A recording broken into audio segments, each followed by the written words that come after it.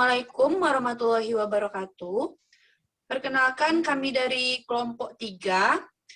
Pada diskusi kali ini kami akan menjelaskan materi tentang telekomunikasi dan jejaring elektronik.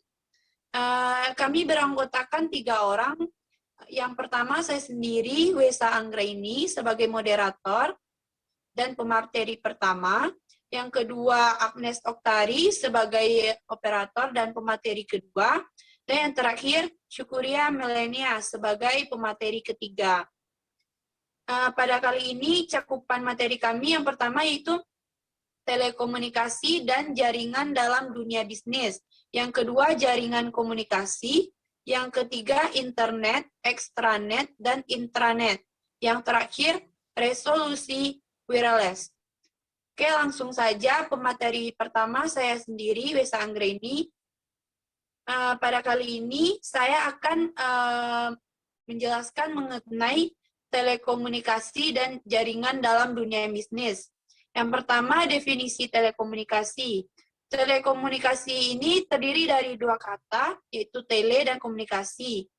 Tele berarti jauh dan komunikasi berarti berhubungan atau saling tukar informasi antar dua pihak.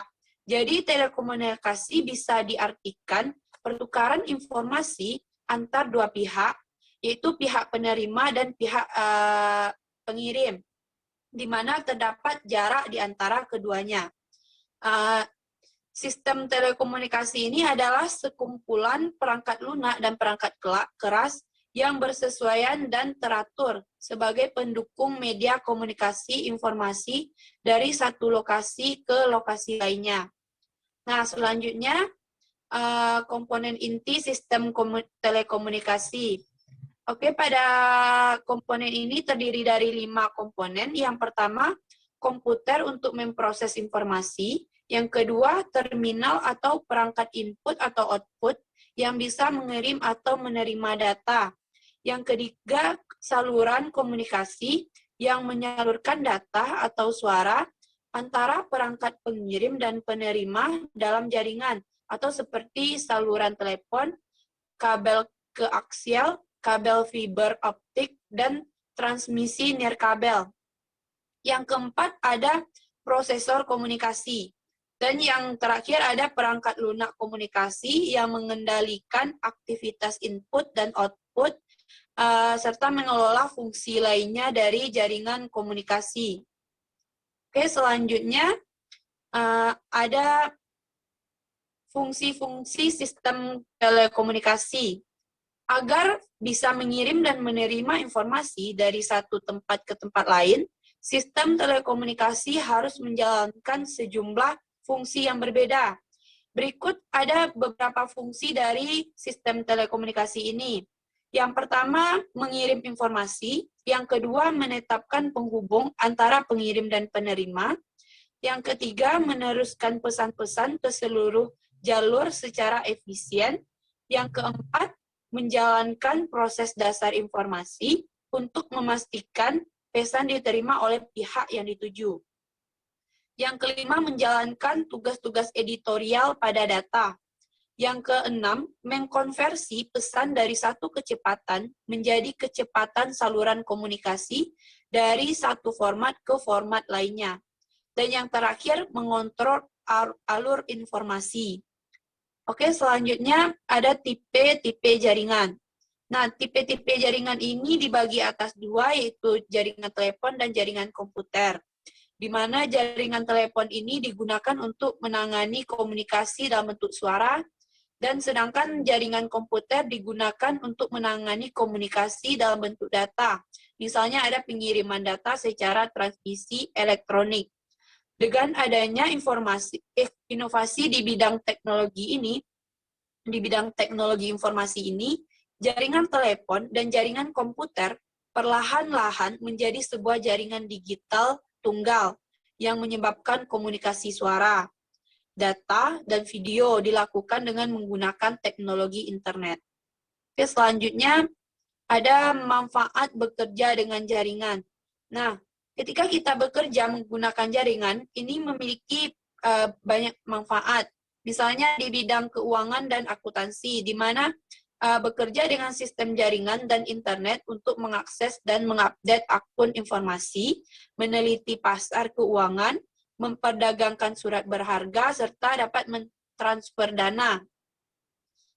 Yang kedua ada di bidang SDM atau sumber daya manusianya, di mana menggunakan jaringan privat, perusahaan, dan intranet untuk mengakses data-data tentang karyawan, dan internet untuk mengembangkan meneliti tentang rencana penentuan kompensasi dan benefit bagi karyawannya. Selanjutnya ada di bidang SI, di mana pada bidang ini dengan jaringan internet dapat mendukung infrastruktur jaringan dan website perusahaan dan merekomendasikan teknologi dan aplikasi jaringan baru. Yang keempat ada di bidang produksi dan manufaktur, di mana pada bidang ini bekerja dengan sistem jaringan untuk memonitor aktivitas di pabrik, schedule kerja, manajemen rantai pasokan, serta pergudangan dan pengiriman. Nah, yang terakhir ada di bidang penjualan dan pemasaran. Maka penggunaan jaringan pada bidang ini itu untuk bekerja dengan sistem penjualan online untuk mendapatkan transaksi pemesanan dari jaringan privat dan web, serta menggunakan data yang didapatkan dari website. Jaringan yaitu hubungan elektronik dari perangkat yang tersebar secara geografis. Jaringan komputer adalah dua atau lebih komputer terhubung sehingga mereka dapat berkomunikasi satu sama lain dan berbagi informasi. Perangkat lunak, perangkat periferal, dan atau kekuatan pemrosesan telekomunikasi, di mana telekomunikasi ini merupakan komunikasi dalam bentuk suara dan data dari kejauhan. Selanjutnya ada jaringan telekomunikasi. Biasanya jaringan telekomunikasi ini terdiri dari beragam komponen, baik itu komponen perangkat lunak dan perangkat keras yang harus bekerja sama untuk mengirim informasi. Beragam komponen dalam jaringan bisa berkomunikasi dengan mengikuti aturan tertentu sehingga mereka bisa berbicara satu sama lain. Komponen aturan dan prosedur yang mengelola transmisi antara dua titik di dalam jaringan disebut protokol. Masing-masing perangkat di dalam jaringan harus mampu menerjemahkan protokol pada perangkat lainnya. Berikutnya ada tugas utama protokol, di mana tugas utama protokol dalam jaringan telekomunikasi adalah mengidentifikasi masing-masing perangkat keras maupun perangkat lunak dalam jalur komunikasi untuk mengamankan perhatian perangkat yang lain, untuk memverifikasi penerimaan yang berbeda dari pesan yang ditransmisikan, untuk memverifikasi apakah pesan membutuhkan transmisi ulang karena ia tidak bisa diterjemahkan dengan benar, dan untuk menjalankan pemulihan sewaktu terjadi kesalahan. Nah, sekian materi dari saya. Selanjutnya pemateri kedua yaitu Agnes Oktari. Kepada Agnes dipersilakan. Baik, terima kasih kepada moderator yang telah mengizinkan saya untuk menjelaskan materi selanjutnya, yaitu mengenai jaringan komunikasi. Yang pertama yaitu ada definisi jaringan komunikasi. Menurut Hahnemann dan McEver yang dikutip oleh Jamali 1999 menyatakan bahwa jaringan komunikasi adalah pertukaran informasi yang terjadi secara teratur antara dua orang atau lebih. Selanjutnya ada prinsip dasar jaringan. Nah, prinsip dasar jaringan ini ada 4. Yang pertama itu ada setiap komputer harus memiliki antarmuka jaringan untuk menyediakan pintu masuk informasi. Yang kedua, ada jaringan membutuhkan setidaknya satu perangkat penghubung.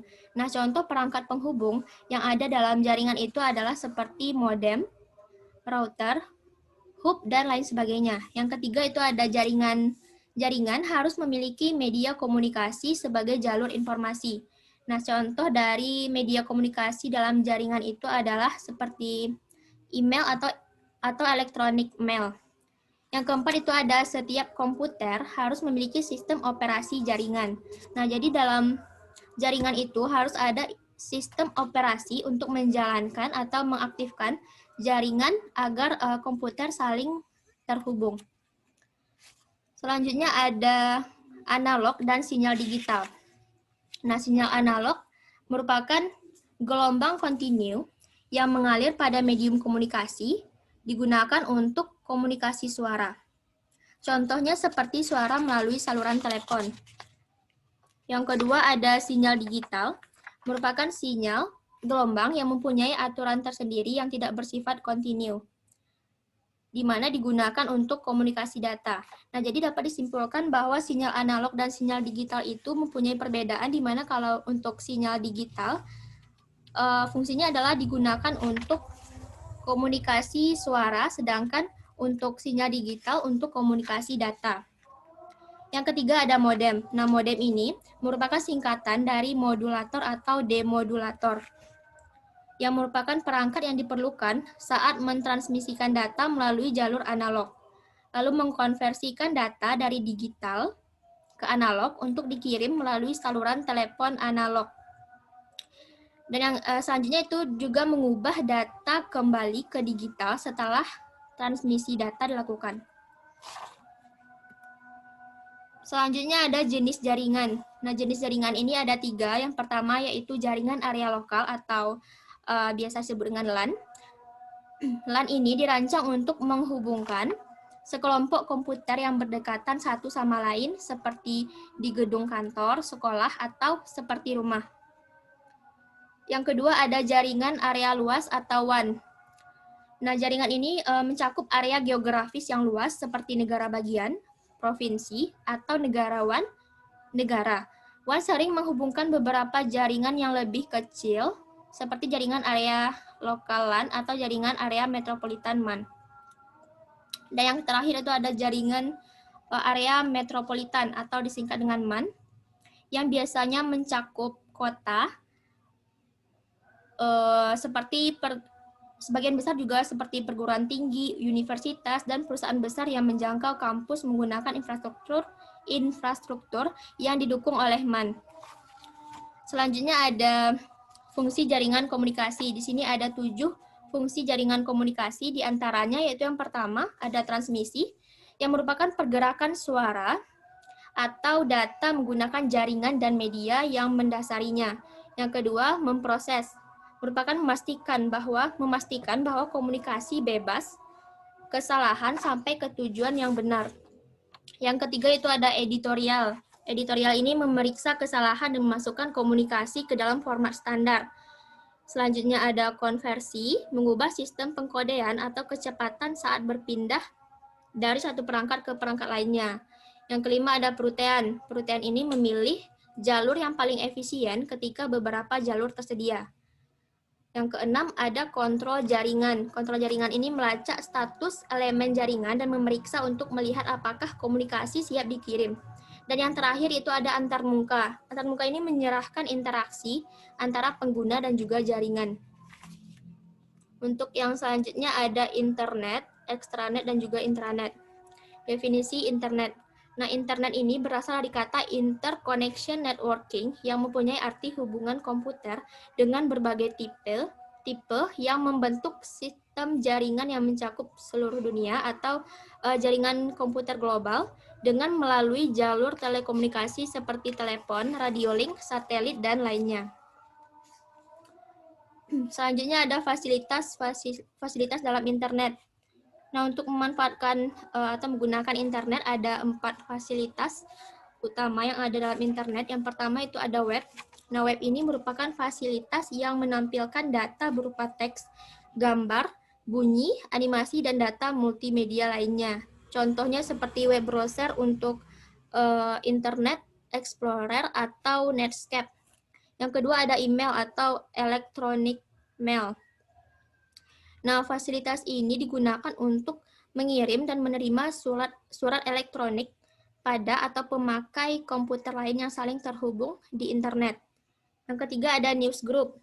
Newsgroup ini merupakan fasilitas yang digunakan untuk mendistribusikan artikel, berita, dan tanggapan, surat, penawaran, ataupun file ke pemakai internet lain yang tergabung dengan kelompok diskusi atau topik tertentu. Dan yang terakhir itu ada FTP atau File Transfer Protocol. Nah, fasilitas ini digunakan untuk menghubungkan ke server komputer tertentu dan bila perlu menyalin download file yang dibutuhkan dari server tersebut dan menyimpannya di komputer. Selanjutnya ada istilah-istilah dalam internet. Yang pertama ada WWW atau World Wide Web. Nah, ini merupakan kumpulan web server dari seluruh dunia yang berfungsi menyediakan data dan informasi untuk digunakan bersama, seperti informasi politik, ekonomi, sosial, budaya, sastra, dan sejarah, teknologi, pendidikan, dan sebagainya. Yang kedua itu ada website. Website ini merupakan tempat penyimpanan data dan informasi dengan berdasarkan topik tertentu. Yang ketiga ada web page. Web page ini merupakan sebuah halaman khusus dari situs web tertentu. Selanjutnya ada homepage. Nah, homepage ini merupakan sampul halaman yang berisi daftar isi atau menu dari sebuah situs web. Yang terakhir ada browser, merupakan program aplikasi yang digunakan untuk memudahkan melakukan navigasi berbagai data dan informasi pada WWW atau World Wide Web. Selanjutnya ada manfaat internet. Nah, manfaat internet pada umumnya yaitu untuk sarana konektivitas dan juga komunikasi. Sedangkan di sini kami mengambil dua manfaat secara garis besar, di mana yang pertama itu ada informasi untuk kehidupan pribadi berupa kesehatan, rekreasi, hobi, pengembangan pribadi rohani dan sosial. Serta yang kedua itu ada informasi untuk kehidupan profesional atau pekerja berupa sains, teknologi, perdagangan, saham komoditas, berita bisnis, asosiasi profesi, asosiasi bisnis, dan berbagai forum komunikasi. Mungkin sekian materi dari saya kembalikan ke moderator. Baiklah, terima kasih kepada Agnes Oktari. Materi terakhir akan disampaikan oleh Syukuria Milenia. Kepada Syukuria dipersilakan. Terima kasih kepada moderator. Selanjutnya saya Syukuria Milenia akan melanjutkan materi yaitu mengenai fungsi dasar internet. Fungsi dasar internet ini tentu kita tahu bahwa fungsi dari internet itu sangat banyak. Namun ada 4 fungsi dasar, yaitu yang pertama mengirimkan surat elektronik, yang kedua yaitu login jarak jauh, yang ketiga yaitu kelompok diskusi, dan yang keempat yaitu berbagi sumber data. Selanjutnya yaitu cara akses internet. Untuk mengakses internet ada 5 cara, yaitu melalui saluran telepon atau modem dial-up, yang kedua yaitu saluran telepon dan modem DSL, yang ketiga yaitu saluran TV kabel dan modem kabel, yang keempat yaitu parabola satelit dan modem satelit, dan yang kelima yaitu melalui penyedia internet nirkabel dengan kartu Wi-Fi. Materi selanjutnya itu nilai bisnis utama dari internet. Nilai bisnis utama dari internet yaitu yang pertama menghasilkan pendapatan baru dari penjualan online, yang kedua yaitu mengurangi biaya transaksi melalui penjualan online dan dukungan pelanggan, yang ketiga yaitu menarik pelanggan baru melalui iklan dan pemasaran web serta penjualan online, dan yang keempat yaitu meningkatkan loyalitas pelanggan saat ini melalui perbaikan dukungan dan layanan pelanggan web. Materi selanjutnya yaitu mengenai intranet. Yang pertama yaitu definisi intranet. Intranet adalah sebuah jaringan komputer berbasis protokol TCP atau IP seperti halnya dengan internet, hanya saja digunakan dalam internal perusahaan, kantor, bahkan warung internet atau biasa kita kenal yaitu warnet, dapat dikategorikan dengan intranet. Selanjutnya yaitu kegunaan intranet. Pada dasarnya, perangkat lunak aplikasi yang digunakan di intranet tidak berbeda jauh dengan yang digunakan di internet.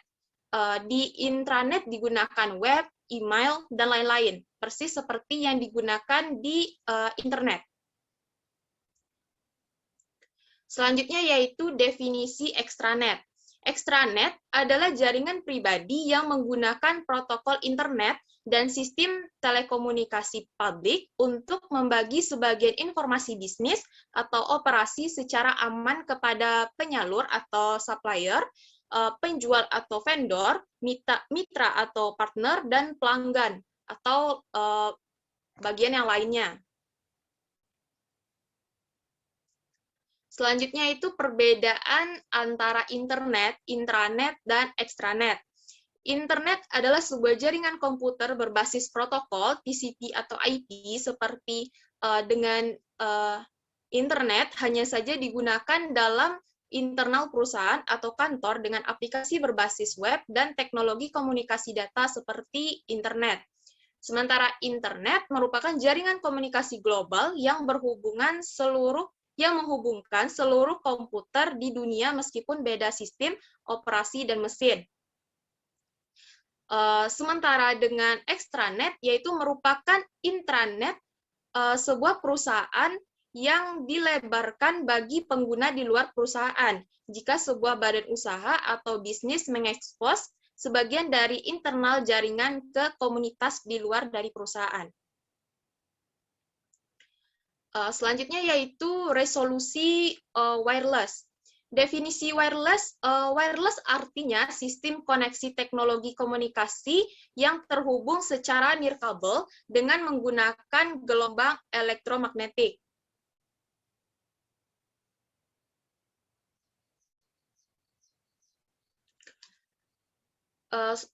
Yang pertama yang akan kita bahas mengenai wireless yaitu mengenai sistem seluler. Operasi nirkabel sekarang menawarkan jaringan seluler yang kuat, dikenal dengan jaringan 3G dengan kecepatan transmisi mulai dari 144 kbps untuk pengguna ponsel. Ini adalah transmisi yang cukup kapasitasnya untuk videografis dan media yang lainnya. Evolusi berikutnya dalam komunikasi nirkabel disebut jaringan 4G, adalah seluruhnya paket switched dengan kecepatan transmisi 1000 Mbps yang mencapai 1 Gbps dalam kondisi optimal. Selanjutnya yaitu mengenai jaringan komputer nirkabel dan akses internet. Jika kita melihat komputer atau laptop, kita bisa menggunakannya untuk mengakses internet. Berbagai teknologi menyediakan akses nirkabel berkecepatan tinggi ke internet dan perangkat genggam nirkabel lainnya, dan juga untuk telepon seluler. Layanan berkecepatan tinggi baru ini telah memperluas akses internet ke berbagai lokasi yang tidak dapat ditempuh oleh layanan internet kabel tradisional. Yang pertama yaitu ada jaringan area pribadi atau personal area network, yaitu jaringan telekomunikasi nirkabel untuk koneksi perangkat ke perangkat dalam waktu yang sangat singkat. Yang kedua yaitu ada Bluetooth, seperangkat standar telekomunikasi yang memungkinkan perangkat nirkabel untuk berkomunikasi satu sama lain dalam jarak yang pendek. Yang ketiga yaitu ada jaringan area lokal nirkabel dan Wi-Fi, yaitu jaringan area lokal nirkabel atau WLAN, Wireless Local Area Network, jaringan telekomunikasi yang memungkinkan pengguna untuk membuat koneksi nirkabel jarak pendek ke internet atau jaringan lain.